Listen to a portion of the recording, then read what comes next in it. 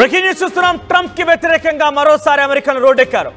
Iran కి మద్దతుగా పలకకూడదంటూ అక్కడ కీలకమైన ప్రాంతాల్లో బోస్టన్, న్యూయార్క్ ఈ ప్రాంతాలు మొత్తం కూడా ఒక్కసారిగా అట్టుడిగిపోతున్నాయి.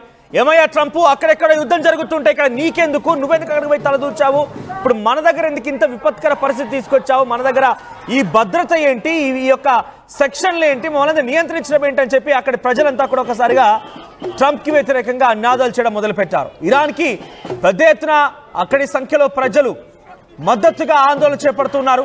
ఇరాన్ పైన దాడులు ఆపండి అని చెప్పి ఇరాన్ పైన యుఎస్ ఇజ్రాయెల్ యుద్ధం వద్దు అంటూ నినాదాలు చేస్తూ ఉన్నారు. New York, Boston, Chicago, Washington DC నగరాల్లో కూడా ఈ నిరసనలు కొనసాగుతున్నాయి. వాషింగ్టన్ డీసీలోని వైట్ హౌస్ వెలుపల, అంటే ఏకంగా డొనాల్డ్ ట్రంప్ యొక్క కార్యాలయానికి వెలుపల కూడా ఈ యొక్క నిరసనలు కొనసాగుతున్నాయంటే ఎంతటి స్థాయిలో ఇరాన్కి అమెరికాలో మద్దతు పెరిగిందో అర్థం చేసుకోండి. ఇక్కడ ఇరాన్కి మద్దతు కంటే కూడా ఒక విషయం ఆలోచించాల్సింది, డొనాల్డ్ ట్రంప్కి వ్యతిరేకత. ఎక్కడెక్కడో యుద్ధం జరుగుతోంది పశ్చిమాసియా, నీకేమైనా సంబంధం ఉందా, పోనీ నీకు ఎక్కడ ఉపయోగం ఉందా, అక్కడ నువ్వేమైనా కాపాడగలుగుతున్నావా, అక్కడ యుద్ధం చేసి మన అమెరికాకి ఏమన్నా నిధులు తీసుకురాగలుగుతున్నావా, పోనీ ఏమైనా లాభం జరుగుతుందా, నీకెందుకయ్యా అక్కడెక్కడ యుద్ధం జరిగితే పోయి అక్కడ తలతో కొరితో తలగొక్కున్నట్టుగా అక్కడ ప్రవర్తిస్తావు, నీకెందుకు అన్నట్టుగా అందరూ క్వశ్చన్ చేస్తున్నారు ప్రస్తుతం డొనాల్డ్ ట్రంప్ వ్యవహారం పైన. వాషింగ్టన్ డీసీ వైట్ హౌస్ వెలుపల కూడా జరుగుతున్నాయి. అంటే డొనాల్డ్ ట్రంప్ యొక్క కార్యాలయం వెలుపల కూడా, అంటే బయట కూడా ఈ నిరసనలు కొనసాగుతున్నట్టు అర్థం చేసుకోండి పరిస్థితి ఎంతలా చేజారిపోయింది అమెరికాలో కూడా అనేది. న్యూయార్క్లోని ప్రఖ్యాత టైమ్ స్క్వేర్, సో టైమ్ స్క్వేర్లో కూడా ప్రదర్శన ఇస్తున్నారు. ఏమని ఇక్కడ చూడండి, మనకు ఆ ఫ్లెక్సీలో కనబడుతోంది, no US Israel war, no US Israel war on Iran. అంటే ఏంటి, ఇజ్రాయెల్ అమెరికా కలిసి ఇరాన్ పై యుద్ధానికి దిగకండి అటువంటి ఆ నినాదాలతో, ఆ ఫ్లెక్సీలతో అక్కడ నిరసనలు హోరెత్తుతున్నాయి. టైమ్ స్క్వేర్ ఒక బిగ్గెస్ట్ వాల్లో ప్రజెంటేషన్స్ ఉంటూ ఉంటాయి చూసారా టైమ్ స్క్వేర్ అనేది.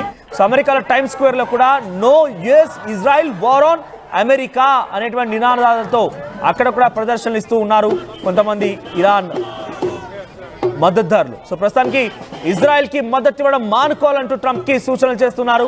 సో ఇరాన్తో సంఘర్షణలో జోక్యం చేసుకోవద్దని డిమాండ్ చేస్తున్నారు. సో ప్రస్తుతానికి ఇవన్నీ కూడా అమెరికాలో బెంబేలెత్తిస్తున్న అమెరికా రోడ్లన్నీ కూడా ఇరాన్కి మద్దతుగా వారంతా నిరసన వ్యక్తం చేస్తున్నారు. చూడండి ఇక్కడ మళ్ళీ చూపిస్తున్నాను ఒక స్క్రీన్ పైన. చూడండి ఇక్కడ no US Israel war on Iran, no US Israel war on Iran అటువంటి ఆ ఫ్లెక్సీలు, ఆ ప్లకార్డు కనబడుతూ ఉన్నాయి. సో అక్కడ బహుశా ఆ జెండాలన్నీ కూడా ఇరాన్కి సంబంధించిన జెండలే, ఇరాన్కి సంబంధించిన జెండలే. బహుశా అమెరికాలో ఉన్నటువంటి ఇరానీలు మొత్తం కూడా ప్రస్తుతం ఈ యుద్ధాన్ని దిగుతున్నట్టు కనబడుతోంది. అమెరికా దేశంలో ఉన్నటువంటి ఇస్లామిక్, అరబిక్, ఆఫ్రికన్ దేశస్తులు కూడా అమెరికా ప్రభుత్వాలకు వ్యతిరేకంగా ఈ రకంగా నిరసన చేస్తూ ఉన్నారు. So no more war on Iran, ఇది వాళ్ళ నినాదం. సో వారంతా కూడా పలిస్తాన్కి సంబంధించిన మద్దతుదారులు, లేకపోతే ఇతరత్ర అరబిక్, ఇస్లామిక్ అండ్ ఆఫ్రికన్ దేశాలకు సంబంధించిన వారంతా నిరసన వ్యక్తం చేస్తే ఏకంగా వైట్ హౌస్ వారికి నిరసన చేరింది. అక్కడ బోస్టన్, న్యూయార్క్, టెక్సాస్ ఈ ప్రాంతాల్లో కూడా ఇంకా అక్కడ కొనసాగుతున్నాయి. సో ప్రెసిడెంట్ ఏకంగా వాషింగ్టన్ డీసీలో ఉన్నటువంటి వైట్ హౌస్ కార్యాలయాన్ని కూడా ఈ నిరసనలు చుట్టుముట్టాయి. మరిన్ని అప్డేట్స్ మా ప్రతినిధి మధు సిద్ధంగా ఉన్నారు. మధు, యుఎస్ లో ఏకంగా ఇజ్రాయెల్, అమెరికా కలిసి ఇరాన్ పై దాడిని వారంతా తీవ్రంగా ఖండిస్తూ ఉన్నారు. నీకెందుకయ్యా, ఎక్కడో యుద్ధం జరిగితే నువ్వెందుకు వెళ్తావు, అక్కడ నీకు అవసరం ఏంటన్నట్టుగా అక్కడి ప్రజలు, అక్కడి అరబిక్, ఇస్లామిక్ అండ్ ఆఫ్రికన్ దేశస్తులు మొత్తం కూడా నిరసన వ్యక్తం చేస్తున్నారు. ఇజ్రాయెల్ జెండాలు, ఇరాన్ జెండాలు కూడా అక్కడ దర్శనం ఇస్తున్నాయి. అప్డేట్స్ ఏంటి, ఎలా చూడాలి దీన్ని, అమెరికా ఏ రకంగా తిప్పికొట్టే అవకాశం ఉంది, అమెరికా ఏ రకంగా దీన్ని సమర్థించబోతోంది, ఏ రకంగా రియాక్షన్ ఇవ్వబోతోంది? ఎగ్జాక్ట్లీ ఎక్స్పెక్ట్ చేసినట్టు విధంగానే అమెరికాలో నిరసనలు ఊపందుకున్నాయి. ఆల్రెడీ ఇరాన్ పైన దాడి చేసిన తర్వాత అమెరికాలో ఉన్నటువంటి ప్రధాన నగరాల్లో భద్రతను పెంచారు, సెక్యూరిటీని పెంచే ప్రయత్నం చేశారు. ఆల్రెడీ సెక్యూరిటీ ఫోర్సెస్ ని డిప్లాయ్ చేశారు. జరుగుతున్న పరిణామాలను గమనిస్తా ఉన్నారు. దాంతో పాటు డైరెక్ట్ గా ఎవరెవరు ఎక్కువ సముదాయంలో ఇరానీలు, పాలస్తీనిస్ ఎక్కడెక్కడ ఉంటున్నారో మద్దతుదారులు కానీ, వారికి మద్దతు తెలిపేటువంటి వాళ్ళు కానీ వారందరిపైన ఇప్పటికే దృష్టి పెట్టింది అమెరికా. దాంట్లో భాగంగానే ఇరాన్ పైన దాడులు ఆపండి అంటూ రోడ్లపైకి వచ్చి నిరసనలు వ్యక్తం చేస్తున్నటువంటి సిచ్యువేషన్ కొనసాగుతా ఉంది. ఒకవైపు ఆల్రెడీ అమెరికా పదే వార్నింగ్. మధు, ఒకసారి బిఫోర్ వి కంటిన్యూ, ఒకసారి అమెరికాలో ఎటువంటి సిచ్యువేషన్ ఉంది, అక్కడ బోస్టన్, న్యూయార్క్ ప్రాంతం ఎటువంటి సిచ్యువేషన్ ఉంది, అక్కడ ప్రజలు ఏ రకంగా నిరసన వ్యక్తం చేస్తున్నారు, వారి నినాదాలు ఏంటి, ఒకసారి ఆ విజువల్స్ చూద్దాం.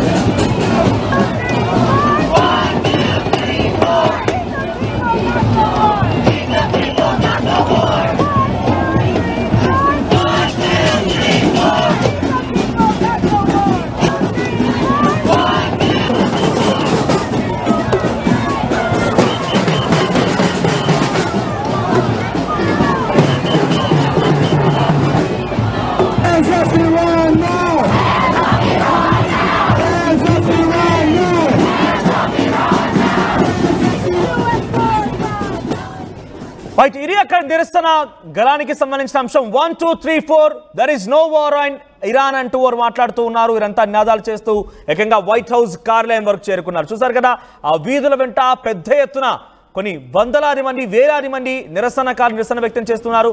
ఆ దృశ్యాలను కూడా నా పక్కన మీకు కనిపిస్తున్నాయి ఈ బాక్స్ లో. సో చాలా క్లియర్ గా అక్కడ అమెరికా అధ్యక్షుడు డొనాల్డ్ ట్రంప్ కి వ్యతిరేకత కొనసాగుతుంది.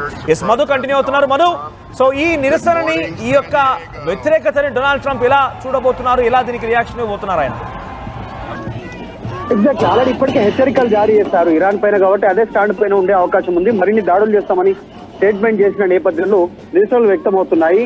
న్యూయార్క్ లో ఉన్నటువంటి టైమ్ స్క్వేర్ దగ్గర దాపుడు బోస్టన్, చికాగో, వాషింగ్టన్ ఇలా మొత్తం ప్రాంతాల్లో నిరసనలు వ్యక్తం చేస్తా ఉన్న నగరాలకు వచ్చి జెండాలు, ఫ్లెక్సీలతో ఇదంతా వెంటనే ఇరాన్ యుద్ధంలో జోక్యం విరమించుకోవాలి, సంబంధం లేదు, ఇజ్రాయెల్ కు మద్దతు ఉపసంహరించుకోవాలి, ఇరాన్ పైన దాడులు ఆపాలి అనేటువంటి నినాదాలు చేస్తా ఉన్నారు.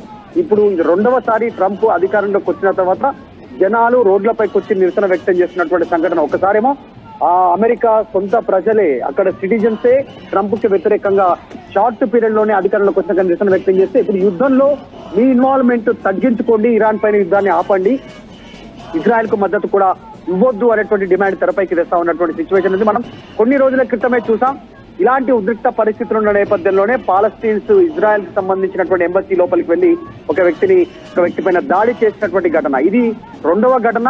ఇరాన్ పైన మీ ఇన్వాల్వ్మెంట్ వద్దు అనేటువంటి డిమాండ్ రావడం. చూడాలి అమెరికా దీన్ని ఎట్లా హ్యాండిల్ చేస్తుందో.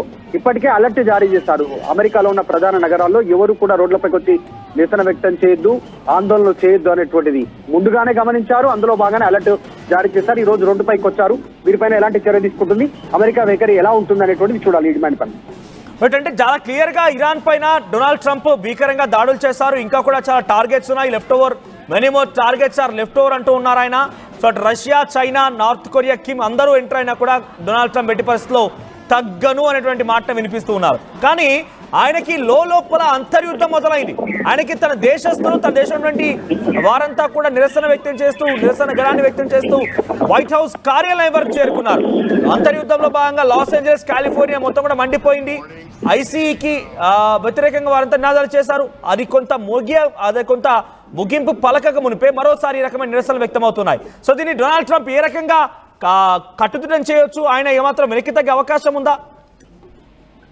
కాస్త వైఖరి విషయంలో మొండి వైఖరి వ్యవహరిస్తూ ఉంటారు ట్రంప్. మనం గతంలో కూడా చూసాం. కొన్ని స్టేట్మెంట్ల విషయంలో కానీ, కొన్ని దేశాలకు సంబంధించినటువంటి పన్ను విధించేటువంటి విషయాల్లో కానీ చూసాం. చైనాకి సంబంధించినటువంటి విషయాల్లో 125% పైగా పన్ను పెంపుదల చేయడం. అంటే తను అనుకున్న సమయంలోనే తన స్టేట్మెంట్ కరెక్ట్ చేసుకోగలుగుతారు, కానీ ఇతరులు చెప్పినటువంటి అంశాలని పెద్దగా పరిగణలోకి తీసుకోరు. సేమ్ ట్రంప్ ఇదే అంశం ఇప్పుడు వస్తున్నటువంటి డిమాండ్లను కూడా పెడచెవిన పెట్టేటువంటి అవకాశమే ఉంటుంది.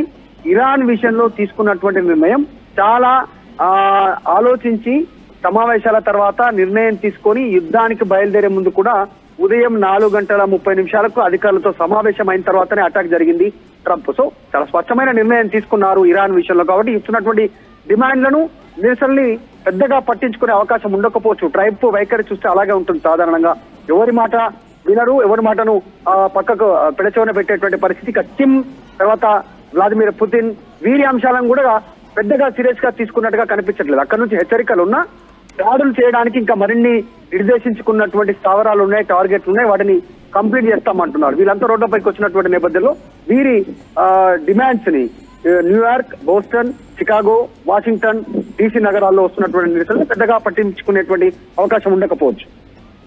రైట్ మరు. సో ప్రస్తుతానికి అమెరికాలో పెద్ద ఎత్తున నిరసన గలం వ్యక్తమవుతోంది. అక్కడున్నటువంటి స్థానికులతో పాటుగా ఇతర దేశస్తులు ఎవరైతే ఇస్లామిక్, అరబిక్ అండ్ ఆఫ్రికన్ దేశాలకు సంబంధించిన వారు ఇప్పుడు ఎవరైతే ఇరాన్ వైపుగా ఉండాలనుకుంటున్నారో వారంతా కూడా అక్కడికి వస్తున్నారు. No US Israel war on Iran అంటూ నినాదాలు చేస్తున్నారు, ప్లకార్డులు ప్రదర్శిస్తున్నారు. ప్రస్తుతం ఇదంతా కూడా బోస్టన్, న్యూయార్క్, వాషింగ్టన్ DC ప్రాంతాలు మొత్తం కూడా చుట్టుముట్టేశారు. సో వాషింగ్టన్ DC ఉన్నటువంటి వైట్ హౌస్ కార్యాలయం వరకు కూడా దాదాపుగా ఈ నిరసన చేరుకుంది.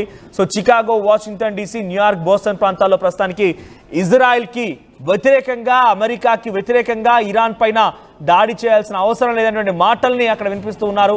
ఇజ్రాయెల్తో మీరేమాత్రం కలవకండి, మీరు సైలెంట్గా ఉండండి, మీకు అక్కడ అవసరం లేదు, ఎక్కడో జరిగితే నీకెందుకయ్యా అన్నట్టుగా డొనాల్డ్ ట్రంప్కి వ్యతిరేకంగా వారంతా నినాదాలు చేయడం, నిరసనలు వ్యక్తం చేయడం చూస్తూ ఉన్నాం. ఏకంగా వైట్ హౌస్ వరకు చేరింది ఈ విషయం, ఈ ఆందోళన అంటే రేపటి రోజున పరిస్థితి ఏంటో కొంత ఆందోళనకరమే. సో అక్కడ ప్రస్తుతానికైతే వాషింగ్టన్ డీసీలో కానివ్వండి, అమెరికా ప్రాంతం మొత్తం కూడా కొంత కట్టుదిట్టమైన భద్రత మధ్యలోనే ఉంది. క్రౌడ్ ఎక్కడా ఉండకుండా, జనసమూహాలు లేకుండా చాలా సున్నితమైన ప్రాంతాలని, అట్ ది సేమ్ టైం ప్రధాన ప్రార్థన సంబంధించిన స్థలాలు మొత్తానికి కూడా కట్టుదిట్టమైన ఏర్పాట్లు చేసి భద్రత మధ్యలో కొనసాగిస్తున్నారు డొనాల్డ్ ట్రంప్. సో భద్రతని ఈ దెబ్బతో మరింతగా పెంచే అవకాశం కనబడుతోంది. ఈ భద్రతను పెంచడమే కాదు, మరింతగా కూడా ఆయన ఇటువంటి నిరసనలు వ్యక్తం చేయకుండా ఉండాలంటే అవసరమైతే ఆ నిరసనలకు సంబంధించి కారణాలు ఎవరు, అసలు ఇరానీలో ఇక్కడ ఎవరైనా ఉండిపోయి తమపై నిరసన వ్యక్తం చేస్తున్నారా, లేకపోతే ఇంకేదైనా దేశాల వారు ఇక్కడ ఉండి వాళ్ళ జెండాలు మోస్తూ ఇరాన్కి సపోర్ట్గా నిలుస్తున్నారన్న విషయంపైన పసిగట్టి కూడా వాళ్ళందరినీ కూడా కొంత కఠినంగానే వారిపైన వ్యవహరించడం, కఠినంగానే వారిపైన చర్యలు తీసుకునే అవకాశం కూడా కనబడుతోంది. సో డొనాల్డ్ ట్రంప్ యొక్క వ్యవహారం ఏకంగా అనేక రకాల సంకేతాలు ఇస్తోంది. ప్రపంచ దేశాలని కొంత ఉక్కిరిబిక్కిరి తెస్తోంది. ప్రపంచ అశాంతికి ఆయన ప్రయత్నం చేస్తున్నట్టుగానే ఉంది. సో మీ అభిప్రాయం ఏంటి డొనాల్డ్ ట్రంప్ పైన? మీ అభిప్రాయాన్ని కామెంట్ చేయండి.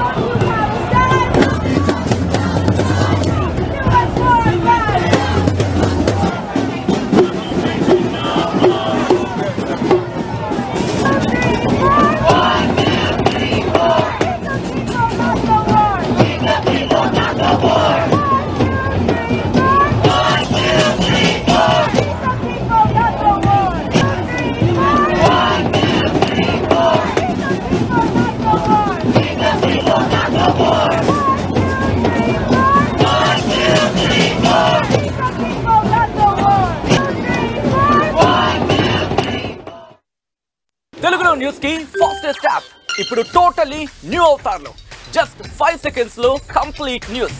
సోషల్ మీడియాలో ట్రెండ్స్ కి one stop solution. Live TV app voice search option తో ఇప్పుడే డౌన్లోడ్ చేయండి లేదా అప్డేట్ అయిపోండి. యాప్ లింక్ డిస్క్రిప్షన్ లో ఉంది. At KLH Global Business School, we help you learn the greatest skill in life, making the right choice. KLH Global Business School.